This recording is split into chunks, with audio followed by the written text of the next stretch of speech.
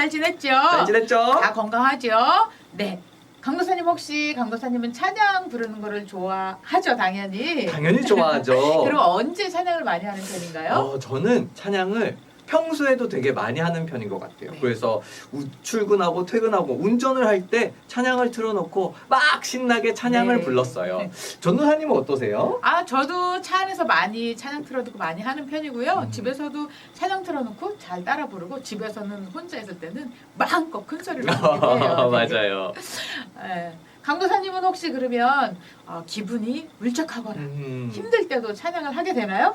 맞아요. 사실 정말 기분이 우울할 때는 나 혼자 힘으로 그거를 이길 수 없는데 찬양을 부르면 그 울적하고 힘들었던 마음이 회복되는 경험을 너무 많이 느껴서 우울할 때, 울적할 때 더 찬양을 부르려고 해요. 네, 맞아요. 강도사님 말씀처럼 우리가 힘든 가운데서도 하나님이 함께 하시는 것을 알고 우리가 감사하면서 찬양하면 그 찬양을 하나님께서는 더 기쁘게, 더 영광스럽게 받아주실 거예요. 맞아요. 우리 친구들 찬양에는 그만큼의 힘이 있답니다. 네. 그러면 우리 집중해서 찬양으로 예배를 시작하겠습니다.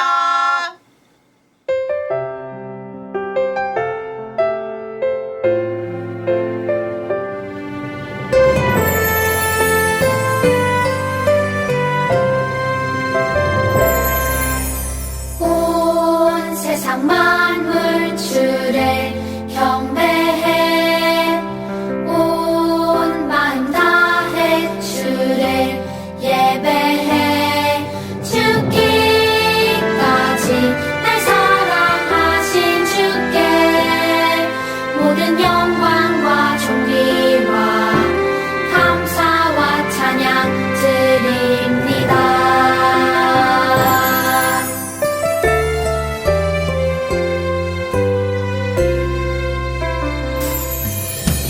온 세상 만물 주를 경배해 온 마음 다해 주를 예배해 죽기까지 날 사랑하신 주께 모든 영광과 존귀와 감사와 찬양 드립니다. 죽기까지 날 사랑하신 주께 모든 영광과 존귀와 감사와 찬양 드립니다.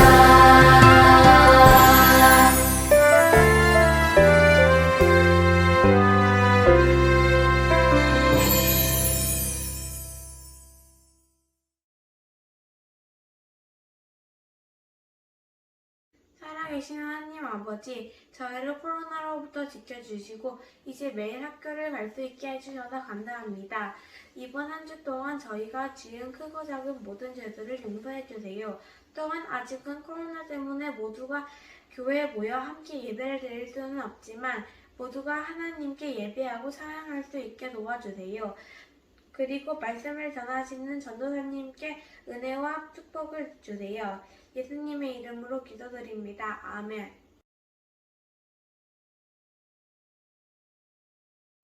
네가 기도하는 곳에 가다가 점심에 귀신들이 여종 하나를 만나니 점으로 그 주인에게 큰 이익을 주는 자라. 그가 바울을 우리를 따라와 소리질러 이르되 이 사람들은 지극히 높은 하나님의 종으로 구원의 길을 너희에게 전하는 자라하며 이같이 여러 날을 하는지라. 바울이 심히 괴로워 돌이켜 그 귀신에게 이르되 예수 그리스도의 이름으로 네가 내게 명하노니 그에게서 나오니라 하니 귀신이 즉 나오니라.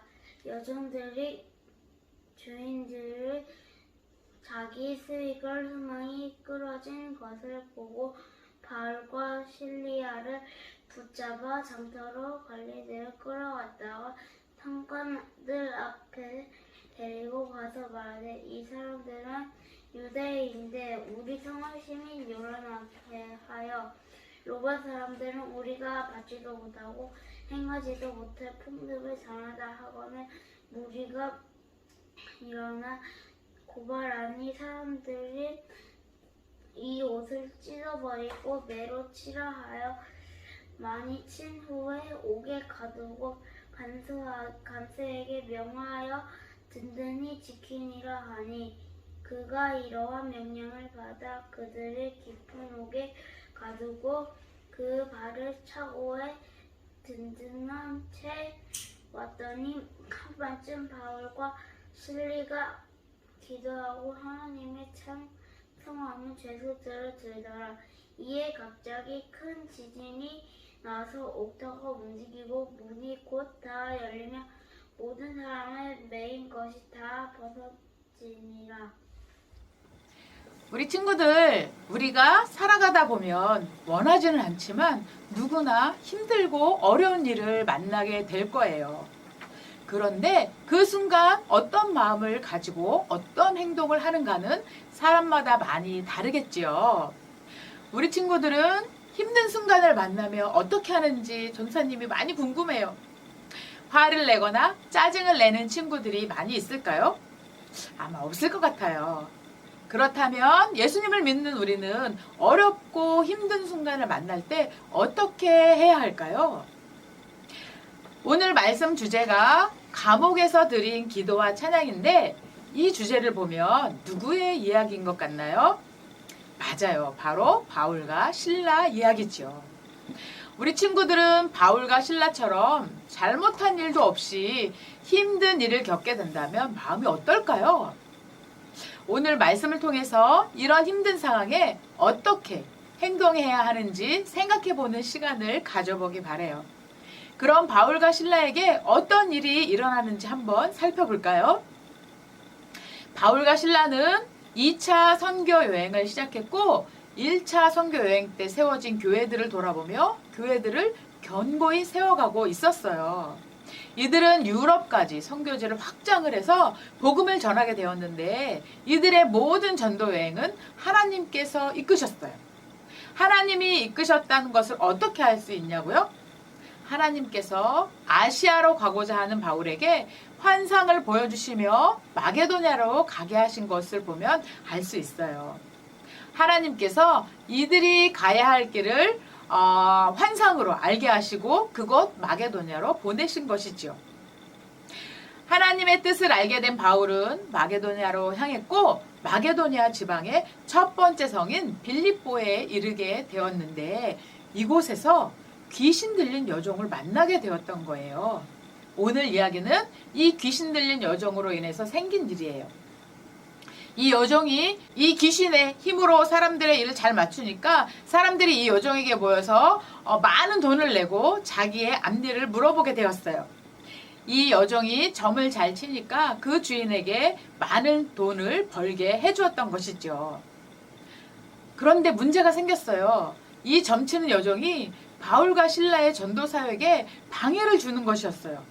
이 귀신 들린 여종은 바울과 실라가 하나님의 종이란 것을 알고 이 사람들은 지극히 높은 하나님의 종으로 구원의 길을 전하는 자들이다라고 소리 질러 외쳐대는 것이었어요. 귀신들은 영적인 존재들이기 때문에 하나님의 영이 바울과 실라에게 함께하는 것을 알았던 것이었죠. 주의 영이 바울과 실라와 함께하는 것을 알고 하나님의 종으로 알아본 여종의 외침이 전도에 도움이 되었을까요? 아니에요. 도움은커녕 방해가 되었어요. 복음을 전하는 바울 일행보다 더 큰 소리로 떠들어서 복음을 전할 수가 없었어요. 그리고 이 여종의 소리를 들은 사람들이 하나님을 귀신 들린 여인이 말하니까 귀신 들린 여인이 숭배하는 신으로 착각하게 만들 수 있는 더 큰 문제가 되었던 거예요. 복음을 들었다면 회개하며 돌아와야 하는데 이 여종은 듣기는 했지만 회개하지 않고 시끄럽게 떠들기만 했던 거예요. 이 여종의 소리 지르는 것은 믿음에서 나오는 고백이 아니라 복음 전파를 방해하는 일일 뿐이었어요. 이 여종의 행동에 바울은 어떻게 반응했을까요? 우리 같이 16장 18절 말씀을 읽어보겠습니다. 이같이 여러 날을 하는지라 바울이 심히 괴로워하여 돌이켜 그 귀신에게 이르되 예수 그리스도의 이름으로 내가 내게 명하노니 그에게서 나오라 하니 귀신이 즉시 나오니라. 바울과 실라는 예수의 이름으로 귀신을 쫓아내며 여종을 고쳐주었어요. 여종의 몸에서 귀신을 내쫓아준 것이죠. 그러자 어떤 일이 일어났을까요? 여종에게서 귀신이 떠나가고 여종이 정상으로 돌아오니 점치는 능력이 없어졌어요. 문제는 점치는 능력이 사라졌으니 이제 돈을 벌 수 없게 된 것이죠. 어떡하죠? 이 일로 자기 수익의 소망이 끊어진 것을 본 주인들은 화가 나서 바울과 실라를 붙잡아 고발한 것이죠. 결국 바울과 실라는 귀신 들린 여종을 고쳐주었다는 이유로 실컷 얻어맞고 감옥에 갇히게 되었어요. 예수 이름의 능력으로 귀신 들린 자를 고쳐주었는데 감옥에 갇히게 되는 황당한 일이 벌어진 것이죠. 우리 친구들 혹시 어딘가에 갇혀본 경험이 있나요? 작은 공간에 자유가 없이 갇혀 있다는 것은 정말 힘든 일이지요.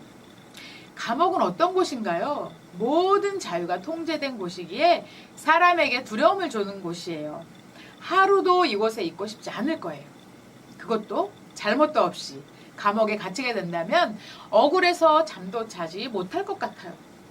바울과 실라는 감옥에서 어떤 심정이었을까요? 감옥 안에서 낙담하며 절망만 하고 있었을까요? 우리 친구들, 바울과 실라는 어떤 마음이었을까요? 주님의 일을 하다가 귀신 들린 여종을 만나서 귀신을 쫓아내 주었다는 이유로 감옥에 갇힌 바울과 실라였지만 힘든 상황에 처하게 된 것에 대해 하나님께 원망하지 않았어요. 원망은커녕 아무것도 보이지 않는 그곳 감옥에서 하나님을 찬양하며 기도했던 것이었어요. 그리고 그 기도는 자신들이 풀려나기를 기도하기보다 자신들을 핍박하는 그 구원받지 못한 불쌍한 사람들을 위해서 기도하며 하나님을 찬양하고 하나님께 영광을 올려드렸어요. 사실 바울과 실라가 옥에 갇힌 것은 세상의 눈으로 보면 정말 억울한 상황이고 견디기 힘든 고통이지요. 그런데 소망의 눈으로 보면 복음을 전하는 그리스도인의 증인으로서 영광스러운 고난이라고 말할 수 있어요. 하나님의 영광을 위해 살아가고자 했던 바울과 실라는 어쩌면 당연히 영광스러운 고난으로 생각했기 때문에 감사하며 하나님께 찬양할 수 있었던 것 같아요. 이들의 감사와 찬양을 받은 하나님께서는 어떤 일을 행하셨을까요? 우리 같이 본문 16장 26절을 읽어보겠습니다. 이에 갑자기 큰 지진이 나서 옥터가 움직이고 문이 다 열리며 모든 사람의 매인 것이 다 벗어진지라. 아멘. 우리 이어서 시편 91편 15절 말씀도 함께 읽어볼게요. 그가 내게 간구하리니 내가 그에게 응답하리라. 그들이 환난 당할 때에 내가 그와 함께하여 그를 건지고 영화롭게 하리라. 아멘. 시편 기자는 하나님께서 우리가 고난에 처하여 간구할 때 우리를 구원하시겠다고 말씀하셨다고 하지요. 이 말씀처럼 바울과 실라가 갇혔던 감옥에 큰 지진이 일어나서 죄수들에게 매여 있던 것이 다 벗어지고 감옥 문이 전부 열리게 되었어요. 하나님이 하신 것이지요. 이 일을 통하여 죄수를 지키던 간수와 그의 온 가족이 예수님을 믿게 되는 놀라운 일도 벌어졌답니다. 자, 보세요. 바울과 실라는 복음을 전하러 빌립보에 갔지요. 그런데 옥에 갇히는 신세가 되고 말았어요. 어떻게 보면 바울과 실라가 복음 전하는 일에 실패한 것처럼 보이기도 해요. 그런데 하나님은 옥에 갇혀 아무것도 할 수 없었던 그들을 통해 한 집안 식구 모두를 구원하셨던 것이에요. 너무 멋진 하나님이시지요. 우리는 살아가면서 어려운 일을 만나게 되지만 낙심하지 않고 하나님을 찾을 때 하나님은 우리를 대신하여 우리의 일을 성취해 가시는 분이세요. 그러니 우리는 고난 중에도 원망하는 것이 아니라 감사해야 하는 것이지요. 우리 친구들이 하나님의 일을 하다가 어려운 일을 만나게 될 때가 있을 거예요.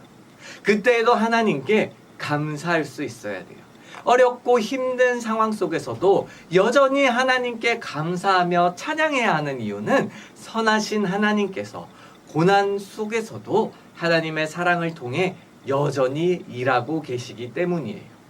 우리는 하나님을 위해 고난을 당한다면 하나님은 우리와 함께 하시며 우리를 영광스럽게 하실 거예요.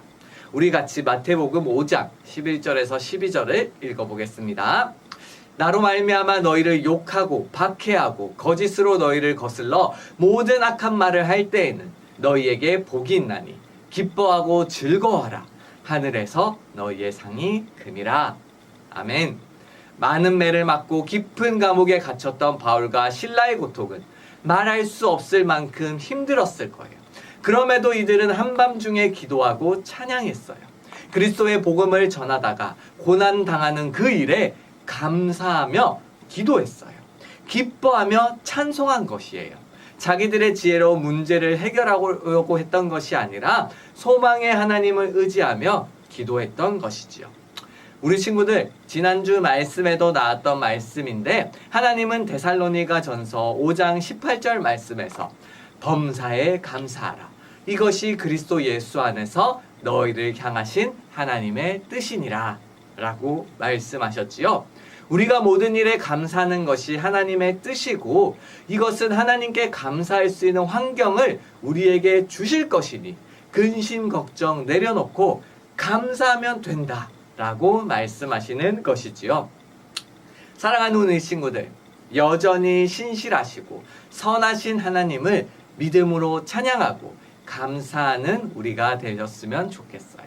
하나님께서는 항상 우리를 지키시고 우리 친구들을 통해 하나님의 일을 이루어 가실 것이에요. 그래서 우리는 어려운 순간에도 여전히 하나님께 감사해야 하지요. 한 주간 힘든 일이 있거나 기쁜 일이 있거나 언제나 신실하신 하나님을 믿으며 하나님께 감사하고 찬양하는 유년부, 초등부 친구들이 되기를 간절히 소망합니다. 자, 우리 친구들 말씀을 생각하며 강도사님이 기도하겠습니다. 두 손 모으고 눈 감고 기도할게요. 사랑의 하나님 아버지, 그리고 우리 유년부, 초등부 친구들을 너무 사랑하시는 예수님, 우리 친구들이 이 시간 가정에서 영상으로 예배드릴 수 있게 하심에 감사드립니다. 하나님 아버지, 오늘 바울과 실라는 하나님의 복음을 전파하다가 감옥에 갇혔습니다. 그러나 그 감옥에서 하나님께 감사하며 기도하였고 기쁨으로 찬양하였습니다. 우리 유년부, 초등부 친구들도 이 바울과 실라처럼 우리가 어떤 상황 속에 있든지 하나님께 감사하고 하나님께 찬양하는 우리 친구들이 될 수 있도록 하나님 그 마음에 함께 해주세요. 우리 친구들이 살아가다 보면 어려운 일을 만날 때도 있고 행복한 일을 만날 때도 있지만 그 언제 어디서나 어느 순간에나 먼저 하나님께 감사하고 찬양하는 우리 친구들이 될 수 있도록 주님께서 그 길 가운데 함께 걸어가 주세요. 우리 친구들이 학교를 다니는 동안 하나님 아버지 코로나로부터 지켜주시고 또 열심히 공부할 때 주님 우리 친구들의 머릿속에 지혜를 부어주셔서 공부하는 것이 잘 기억나서 이번 한 학년도 잘 마무리할 수 있도록 주님께서 끝까지 함께 해주세요. 감사합니다. 한 주간도 우리 친구들을 지켜주실 줄 믿사오며 살아계신 주 예수 그리스도의 이름으로 기도하였습니다. 아멘.